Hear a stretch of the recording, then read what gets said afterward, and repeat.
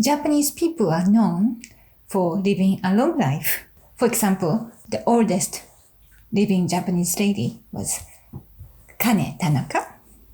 She lived until 119. People know how healthy the Japanese food are. But today, I'm going to share other secrets that you may not hear very often. Last year, I gave a lecture on Japanese longevity. As I was brought up in Japan, I know how we live and how older people enjoy their life and how they live. But I consciously researched oldest living persons in Japan and their lifestyle and what they eat. And also combining, seeing how the older relatives, my grandparents, and how they lived. So I summarized into 3 categories. So number 1, it's actually not only for the older people, but throughout our generations. It's called hara hachibunme. It's not about what we eat, but how we eat is important. So hara hachibunme is the 80% of fullness. So we are trained since we are a child, keep it hara hachibunme. Because when we become very full, we can't function later. We get sleepy and we can't concentrate. It's nice to eat as much as we want. But since I was a child, I was also taught to keep our stomach 80% full. So this habit of eating not totally full or overeating, it's balance our metabolism.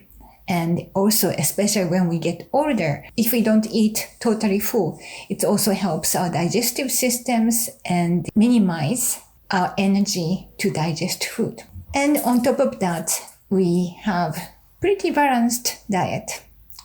So we eat breakfast, lunch, and dinner.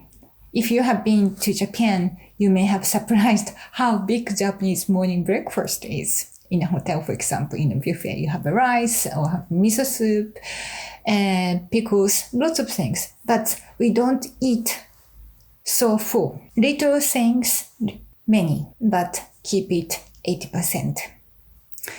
So this is one of the real secret in Japanese longevity. This is a habit that we create and we train our stomach remembers.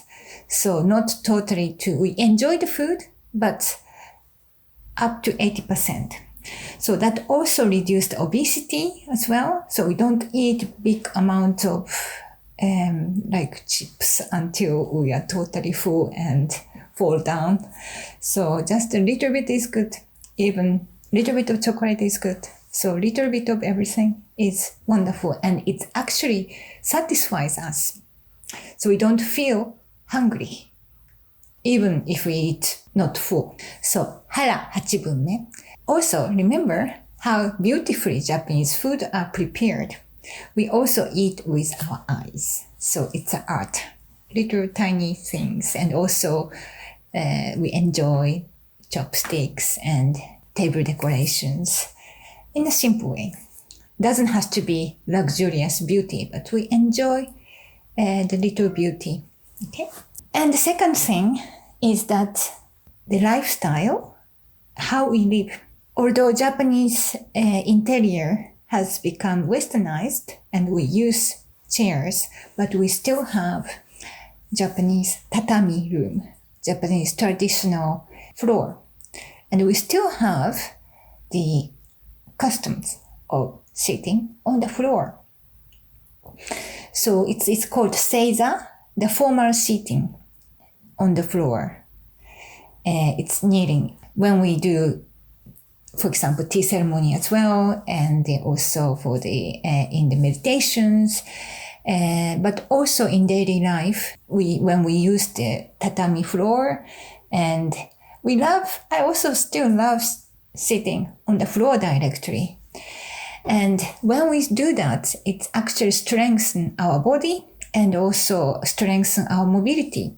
So especially can you imagine when you get older and our muscle gets weaker? It's like doing squats or some other exercise. You come down and stand up.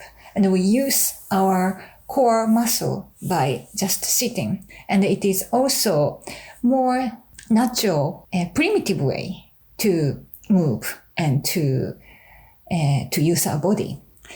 So that's in general, it's strengthen our muscle and the bone. And Japanese people generally shorter than many Westerns, but the older, the senior people still have a very good strength in the body. And also, we walk a lot without noticing. Well, if we are living in the metropolitan area, we have public transportations, we have staircase, and there are lots of places that we have to walk. And we don't use much car as much in the countryside of Western countries. So without noticing, we are using our body more often, and we are walking, and walking is, as you know, it's good for anyone. So we move our body probably more in Japan in daily life, and that is enhancing our mobility in general and also strengthening our muscles and our bones. And the third one, which is also I talk a lot on another talk about micro meditation. The third thing is the daily blissful moment. I have talked this many times in my previous talks. In Japan, people work a lot, and you have seen Japanese men working until very late, going back by train, etc., etc. And we don't take many holidays, like 2 weeks or 3 weeks. So you might wonder, how can they manage working so much and no holidays? But myself as well, I like taking little nice moments every single day. For example, just a tiny little thing. And when people working in the office, like having coffee before going to work in their favorite cafe, just even 10 minutes, 15 minutes. That's a little joy. And also for lunch, go out to eat something quick, but also something really nice and try something different, which brings real joy throughout the day. And at night, we have a custom to have a bath. It sounds like simple daily things that we do, like you take shower, but having a bath is a ritual to cleanse our body and also relax. We use our favorite bath oils or bath powder to enhance the relaxation. And these are the wonderful moments. And instead of doing meditation in the water, it becomes like a meditation as well, consciously. So that these daily little moments of joy really enhance our harmonious, mindful moments. So then we can digest our stress on the day and not to carry to the next day. And also, like for example, the oldest living person, the Kane-san, I read that she loved Coca-Cola. So, for example, and also she loved chocolate, the sweets. So she was having these things as a pleasure.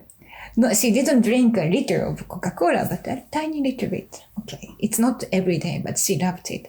She loved chocolate, and she loved mathematics. So she enjoyed doing mathematics and quiz, and also she did calligraphy. So some joy from the daily life, tiny little bit of joyful moments throughout the day. It is very important. Of course, it's nice if you can have 2 weeks holiday doing nothing, but then you have to get back to daily stressful life. in general, Japanese life is like a marathon, okay? And it's not a sprint. It's not a sprint. You run very fast and take a break and again. But the Japanese way of life is more like a marathon. Just going slowly, but long. And with the tiny, little, blissful moments throughout the day. So that's a secret. So it's not only what we eat or what we do, but how we live every day really influence our body and our mind, our soul. And also, if we live with the gratitude and not the anger inside, digest the anger, digest the fear, anger, then create gratitude. Then, as I say all the time, appreciation, kansha, then our energy ki enhance our body, and we can keep our body alkalic and not acidic. Acidic create negativity in our, for example, digestive system and influence our health. So these three things that I shared are uniqueness of Japanese way of life. So if you'd like to know more, please email me, and I am happy to share how we can enhance our health, both mental and physical. Thank you for listening, and please comment below. I love interacting with all of you, and I see you next time. Thank you.